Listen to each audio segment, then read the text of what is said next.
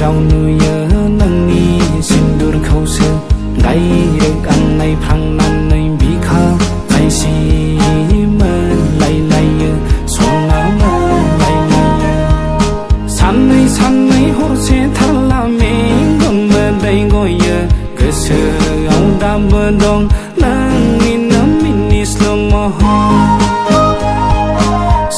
san này hốt xe thắt là mình còn mơ đây ngồi cơ sơ ông đã mơ đông nâng in nấm mini slow mo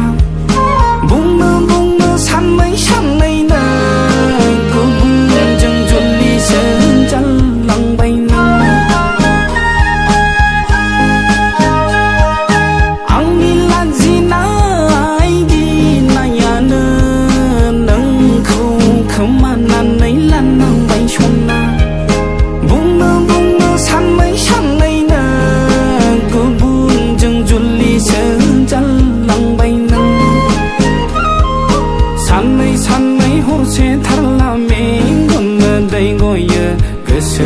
ông đã mơ đông nâng in nấm mini slow mo san này hốt xe thắt là mình còn mơ đây ngồi cơ sơ ông đã mơ đông nâng in nấm mini slow mo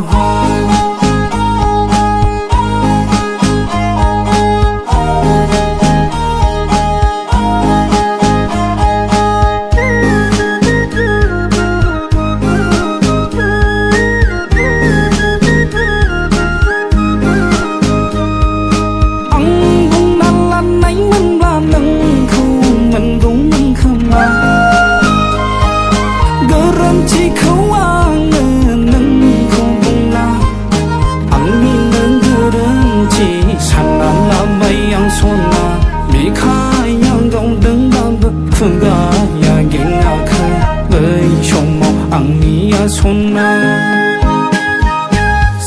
san này hốt xe thắt là mình còn mơ đây ngồi cơ sơ ông đã mơ đông